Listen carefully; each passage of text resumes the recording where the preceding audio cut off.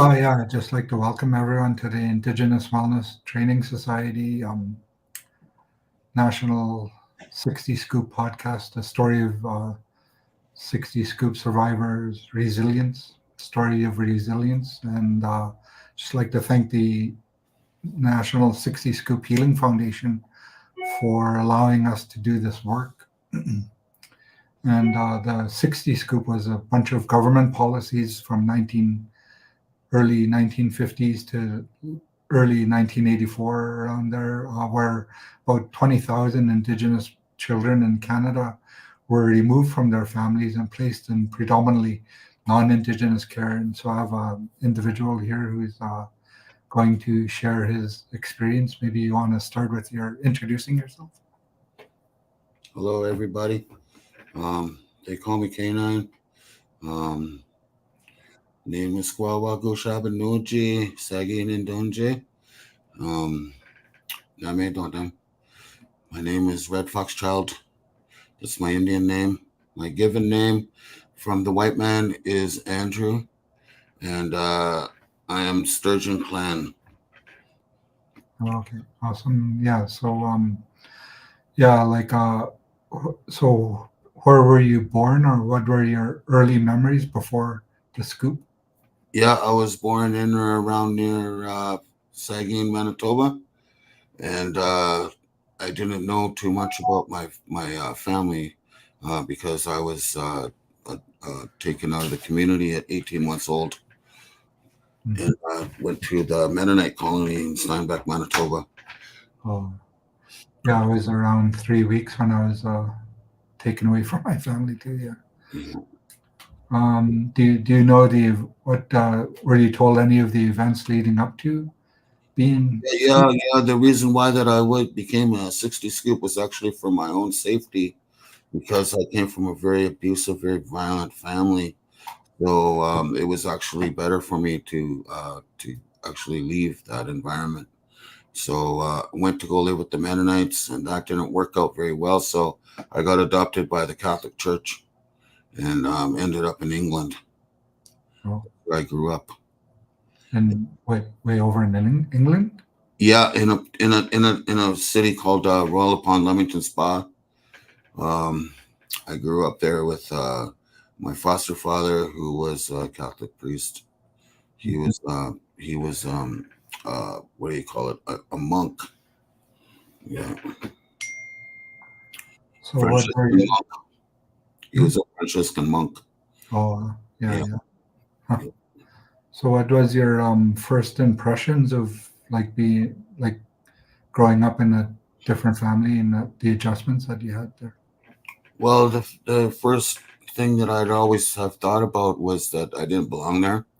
I was different than everybody, and it was like always trying to reach out, try to connect back to my family, which was basically impossible before I aged out in the system, and then I was just basically flown back to Canada. Oh, yeah. Oh, so how old were you when you were flown back? Around 17 years old. Oh, yeah, Yeah. yeah, yeah. Yeah, I had some similar to like I had a biological brother and a biological sister, and I think they stayed with their mom or our mom, and then but and my brother ended up in like in and out of conflict with the law and stuff like that, where I yeah, same thing, like I sort of grew up in a little bit better environment.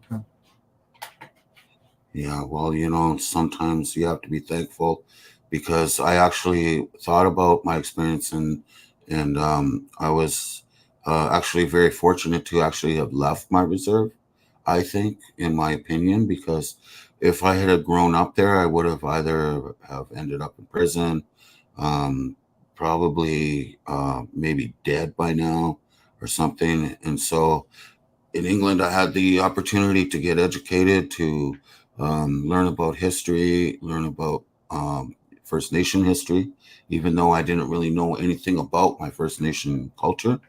So that became something that sort of inspired me to come back to Canada and to learn and to meet meet my biological family. Wow. Yeah. Yeah, so the schooling system around Indigenous history is different over there. Well, yeah, they don't really know anything about First Nation history or culture. Um, they often ask me questions which I couldn't answer because I didn't know anything myself. So that became sort of you know, something that I took on as a challenge to myself, was to learn more about my culture, more about my language, learn more about the history of my people, to learn about the history of my own nation, and the Ministry of Child and Family always and wrote down that I was Cree, where in fact I wasn't Cree. I was actually an Ojibwe. Oh, So that's their way of confusing you or keeping you away from your own knowledge. I think that that happens to a lot of people in the system, where the government actually tries to keep you away from your actual reality. hmm. Sad. Yeah, yeah, like so, and then it takes us time to try to figure out who we are. So, like moving to a whole different country, did that have an impact on identity? Identity? Well, yeah, because that was one of the crucial things that that actually it inspired me. Some people give up and they say, I don't want to know anything about my identity, or they get confused, or there's other people that, when they find out who they are, they want to over identify, which I mean, you see this a lot, where they want to go out and they want to buy a powwow outfit. They want to buy a shell to smudge. They want eagle feathers. They want bear claws, and they'll go anywhere and anything to get these cultural items, because they're over identifying. That's their way of compensating, to say that I am First Nation, I am an Indian under the meaning of the Indian Act. Whereas, you in our culture, I don't think that we really have to identify who we are, because in our hearts we know who we are. Like, there's a lot of First Nation people that I have met that have been adopted. They don't even want to identify that they're First Nation, because they feel that they've become comfortable who they are, and they're just happy to be part of the Canadian, you know, Oh, population. Whereas myself, like, I'm speaking for myself on my behalf, is that I wanted to know who I was. I wanted to know my culture. I wanted to know certain things where I came from, to reconnect. Because I was always in England. I was always knew that I was First Nation, so I had a certain type of pride within me, oh, and that's what I strive to be, was someone that would learn about my culture, to learn our customs, our traditions, and to the one thing that really very inspired me was to connect with ceremonies. hmm. That's one thing that drove me to be who I am today. So, like living in a different country, were you able to connect with ceremonies or not too much? No, not at all. Oh, yeah, yeah. There I had some friends that I met in circles, and they were adopted to, let's say, Germany.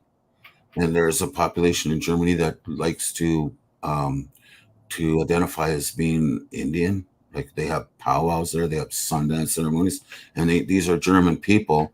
But I mean, you know, the First Nation people that were adopted to Germany, some of them actually wanted to become a part of that sort of uh, group or whatever, right? Just to get some sort of cultural experience.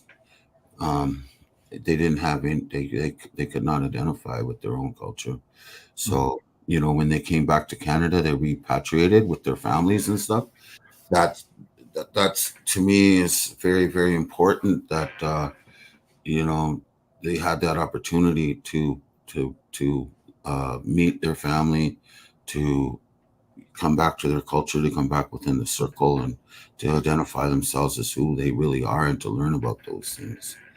yeah, yeah. So, like, what's a community like in England? Like, Well, that was only basically when I was living there as a young child.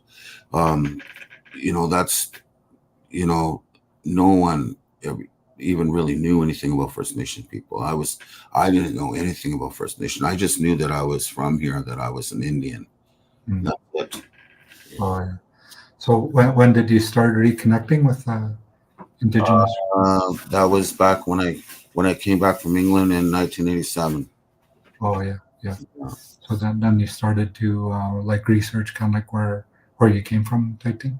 Yeah, I just started researching, and it wasn't until after probably 1995, 96. That's when I reconnected with my family in Mm. Sardine. You know, Sardine. Yeah, yeah. For me, it's taken a bit longer. I'm just doing it now, like just the last couple of years. So what kind of challenges did you face during and after the scoop? Like emotional challenges, social, or psychological? The thing was is the challenges, social challenges, was that I didn't feel like I belonged because I wasn't from there. I felt like I was an outsider, didn't know anything, and so that's kind of an obstacle that maybe a lot of people might face coming back from a 60 scoop.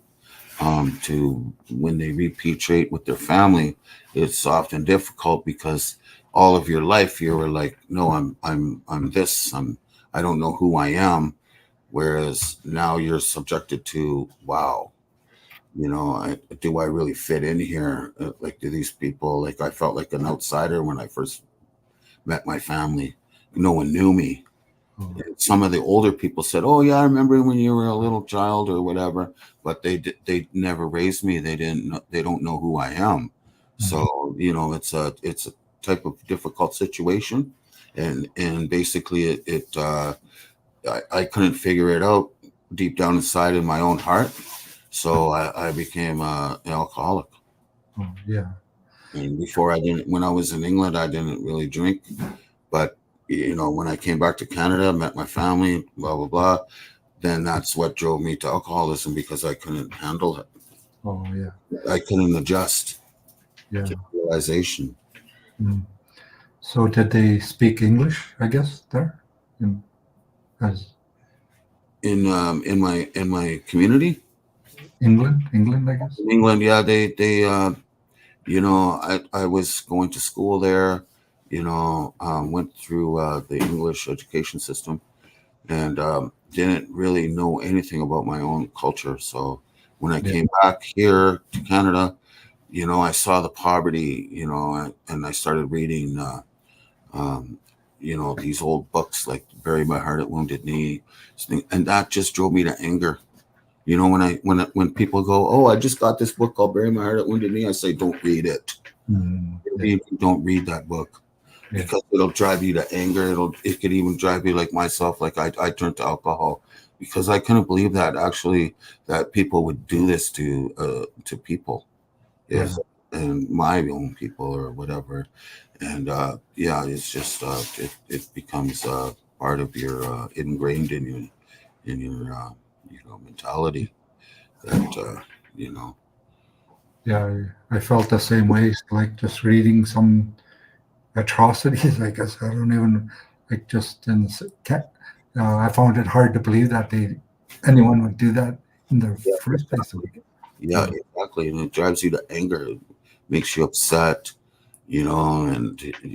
and I thought that being an Indian, like, growing up, reading about it in these certain books that I used to pick out in the library about Indian culture, and it was all glamorized, like Indians are, living on the plains, and there's buffaloes and animals running around, and birds chirping and all this. But then realizing, oh my goodness, look at all of these things that they do to us. It's just disgusting. yeah, yeah, So, and then when I got repatriated with my family and I looked at the people, and I was basically a European looking inside an Indian reserve. oh, Did not understand anything about what the Indian Act was, what Bill C-31, the conflicts that Indians have with each other based on parameters of the Indian Act or the Constitution. Like, I remember one time I was on my reserve, and someone spray painted on their house Bill C-31 house, and the next day they burnt it down. That was during the time that back in the day when people used to be very jealous of each other, very, very corrupt,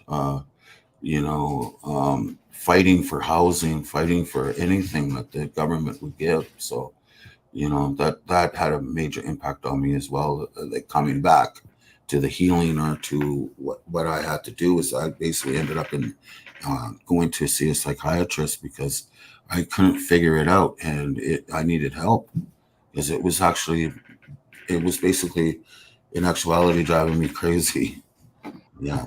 Yeah, I would imagine, like, kind of like coming from a whole different country than starting to, or coming back here. So what? And so the psychiatrist helped you cope and start your healing. Like Yeah.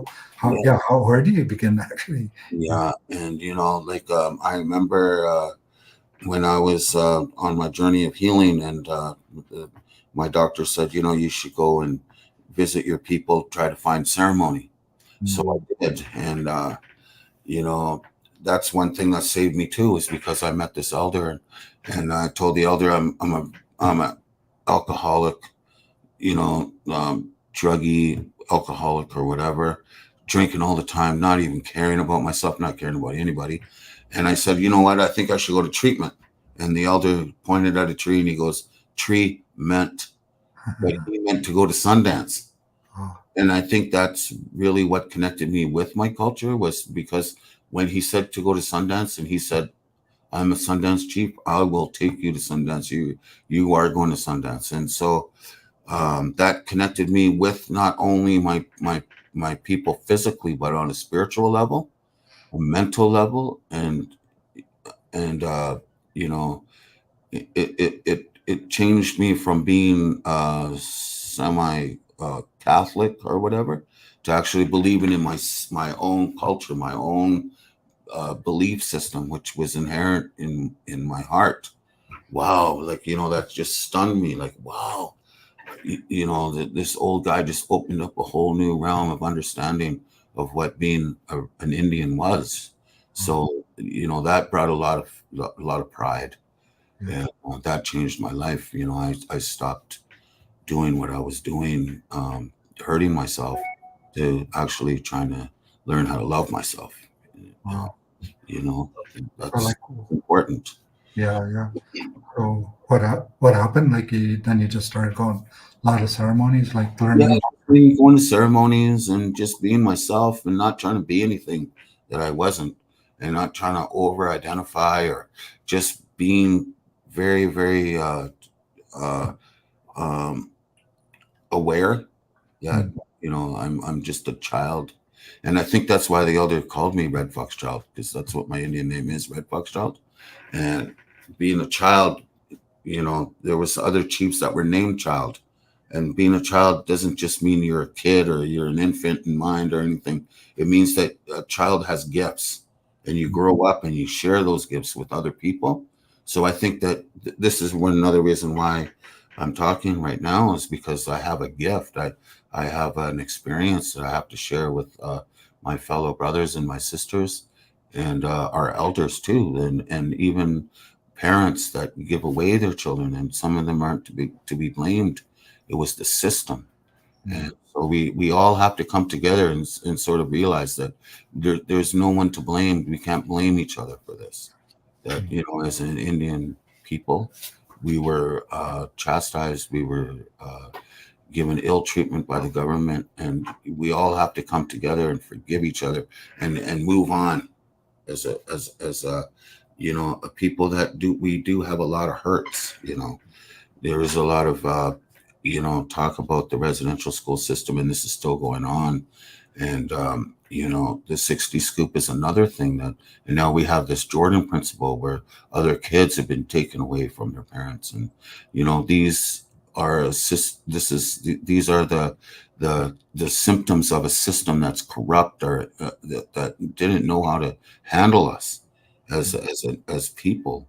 And this is one thing that I always believe too, was, for our people, maybe we should give up these reserve systems and say we're all together, because if I needed help, I can't go to my nearest band office. I can't go to Musqueam or say I need help. I'm an Indian. Why not? Mm. If you're in that area, you should be able to go to that band office. That's our government, but they put these parameters, they put these structures in place to divide us, and division amongst our people. That's what they pride themselves on, to keep us down. And maybe, as a people, we all should say, no, we're done with this. We're all together. We're all like, what did they call that? The idea of Indianism, you know? And so maybe we should all just become one. And after we reunite, and we figure things out, then we can slowly go back to our ways of being separate. But as people, I really believe we should all come together and say, no, we're all Indian. Mm. We all have that status card or whatever.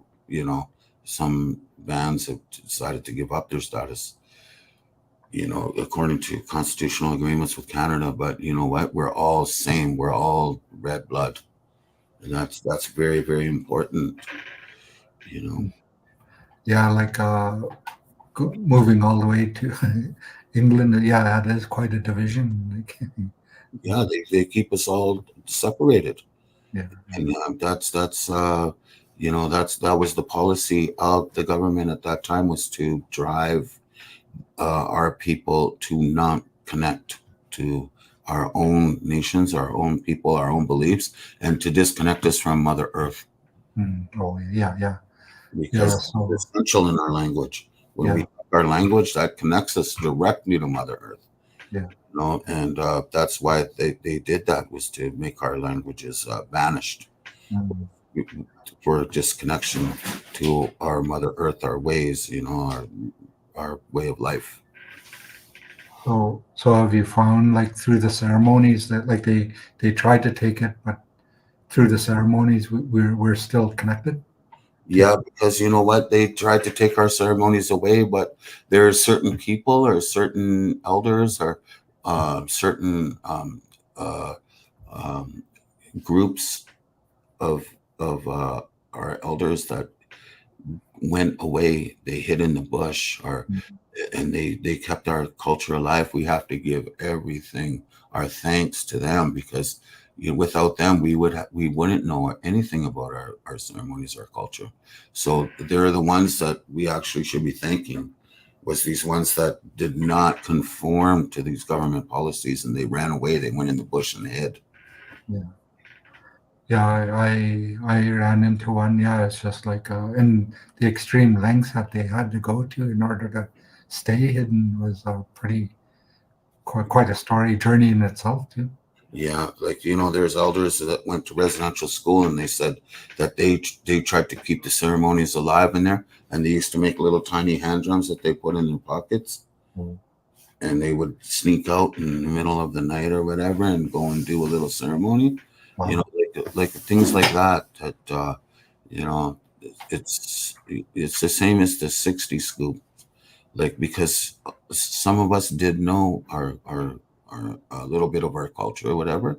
And some of them that went to the 60s scoop went to these Mennonite colonies or uh, group homes where there was other First Nations children, and so the culture was shared, because they said, your First Nation, look, this is what we kind of believe, or this is why we do things the way we do, like, so, like, even me, I was adopted out at 18 months old. I didn't know nothing about my culture, absolutely zero.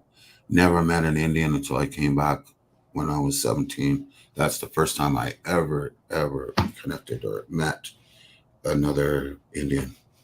Wow. So that's challenging for some people. Yeah. So you're taking steps towards preserving the culture as well and healing Yeah, and giving that to my children oh, and telling them, and instilling pride in my children. That's important, because I could have just said, what, um, maybe you shouldn't be like this, or this is the way I was brought up. Be more like a European or whatever. But no, that's wrong. Be more like your own people and instill your pride in your culture, because that's so important now, Mm, because we have a connection to this land. We have gifts that we are going to be sharing with the rest of the world that we've already have been, with our teachers, our prophecies, our gifts that we got from the creator, and our spirit animals, our elders, everything like that. Now we try to live a good life mm, circle, yeah, yeah, not the square box that they put us in. yeah, yeah, yeah. That's awesome. Yeah. So it's currently what you're doing. You're investing in your children, work, community, and stuff like that. Yeah, I invest in my children mostly, and I invest in my culture now because I do my art. I do stone sculpture, and I try to uh, share my culture with other people, not just my own nation, but other nations and other people from around the world, to educate people about First Nation people and how gifted we are, and that whatever has happened in history is because of cultural genocide. Oh yeah, yeah, yeah, yeah. That's awesome. I think that's really important. So that's what your hopes are for the future, just to continue and Yeah, continue, and to make sure that our children have pride, and mm, instill that pride in our the future. That's our children, and so that we can journey on and be proud that we've left a legacy behind us, and that our culture is not going to die, our language is not going to die. You know, we have to keep that, with our children, yeah. our, our future. So that's what your hope is for the indigenous community as a whole. Yeah, because the circle runs forever. Oh yeah. Well, and that's what we believe as Oh, people, and that's what we should all strive, is to maintain and to be proud of who we are, oh, and to, if someone doesn't know too much about the culture, they were 60 scooped, or you have to be patient, try to teach them and to accept them for whoever they are, and to make them feel welcome in the circle. mm. That's very, very important to me. Yeah, yeah. I was talking with a guy. He's talked yesterday. He's talking about the importance of a circle too. Yeah, That's really amazing. yeah, very important. You know. So like yeah, I've noticed there's a willingness of 60 scoop individuals to come here and to want to share their story. Like is so what would you like the people to know about? That Well, they. you know what? With the 60 scoop, we had that 60 scoop agreement with the government, and they gave out that big payout. I didn't opt for that payout because I felt like it was a slap in the face, because when you think about it, I was in care from 18 months old till I was 17 years old. It comes out to $1.25 a day. I'm not worth that. So I Mm, didn't go for that 60 scoop payout. I, mm, and like even in residential school payout, I was trying to tell people, don't go for the residential school payout, because it means that you have agreed. Now, if they didn't go for that agreement at the start, they would have got a lot more money, because now we see what really happened in mm, residential school. They got all these babies that are buried outside these schools. They would have got a lot more money mm, in actuality. And it's not just about the money. It's, you can't put a figure on pain, cultural genocide. It in actuality, the government, I feel, should actually just give everyone a bank card and just say, okay, you got $50,000 a month, because they do that to other tribes in Saudi Arabia, in Iraq, and all these places where the governments have taken over indigenous lands, and they just give them a bank card. Like in Saudi Arabia, these people are allowed to take out however much money, whatever, percentage of how much oil they take out of their land. Here, Native people, not just the natural resources of the land, but our agricultural, uh, Mm. where we gave so much agricultural commodity to the new world, and we haven't got anything from that.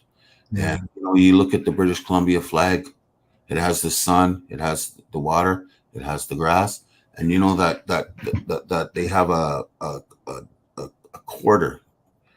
It's a coin on the flag Mm. that represents a quarter of the resources. As long as the sun shines, the water flows, and the grass is green, you shall have a 1/4% of the resource. But they never ever fulfilled that part, because a lot of the flags that they made in Canada were a representation of treaties. Wow. Yeah. Yeah, that's pretty interesting. I never knew that. Mm. Yeah, I learned that from an elder who was very, very wise. Oh, Yeah, yeah, yeah, yeah, yeah. yeah. And, Awesome. I give him Tim Horton gift cards all the time. Yeah, Because I find these people are just so amazing, because they don't talk very much, but when they do, it's so enlightening. And I think that's why they would call a First Nation guy or an Indian. He's very stoic, like, 'cause he doesn't say anything really, but then yeah, he comes out with these little stories, and you're like, it blows your mind, because you're like, wow, I didn't even know that. yeah, And then yeah. you look at the flag and you're like, wow, Mm. that's so interesting. Yeah. So, it's something that we have to bring to the table, to the rest of the world, is the stories and the knowledge of our elders. Mm.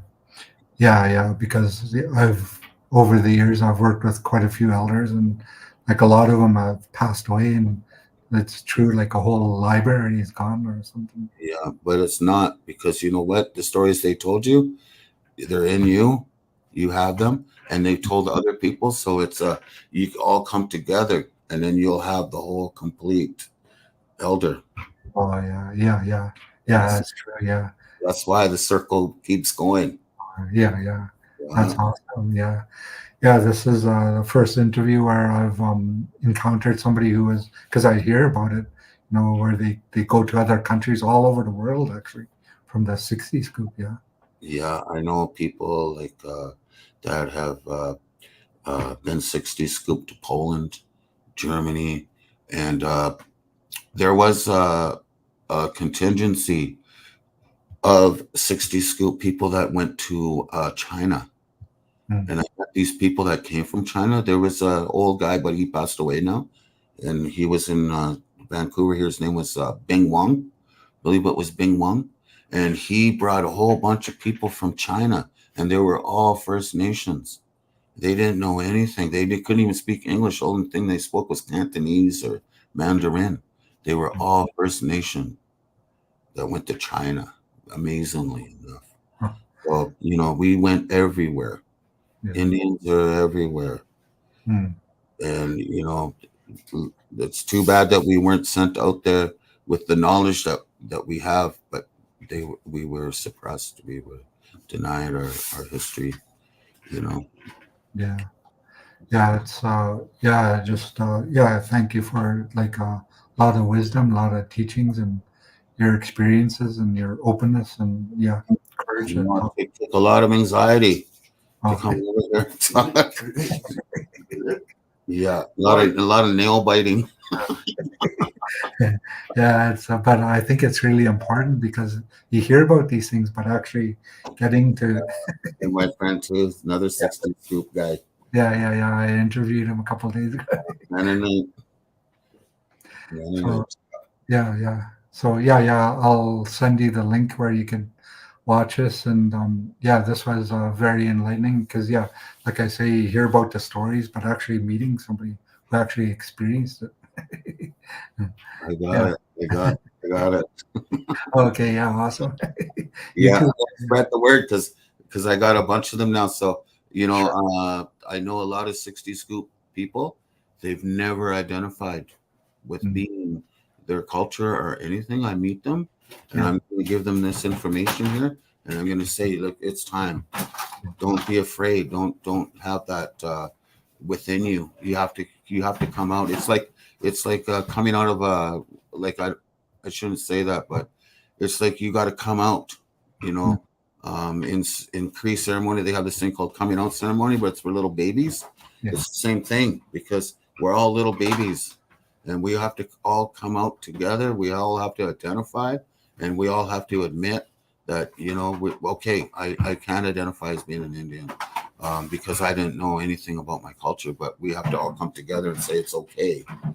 We're all going to take these steps together. We have to be together. We are all part of a circle, and it's very important that we don't judge other people. Yeah. It's not our faults. This is all based on government policy. Yeah. It's sad. Yeah. Our government, man. Yeah, it's like we wear masks, but it was like a mask was given to us, and we just accepted it blindly and not knowing that it wasn't even ours. Or yeah, put on us. yeah. It's just given to us, and it's not. It wasn't right. But now this is right. See, we're connecting here. I'm connecting with people on the internet, telling them my story, to telling other people. You know, it's our time now to come out and to share our voices, to share our stories, to share our culture, to share anything that we have. We should be sharing together. Yes, you know, that's the way we were a long time ago. We all shared together. Yeah. Come out from behind the mask. Yeah, come out from behind the mask. Yeah. That's awesome. Yeah. Great. Yeah. I hope you have a great day. Yeah. It's really nice talking to you. Yeah. Just give me a second here, but yeah, thank you. Yes. Was that live?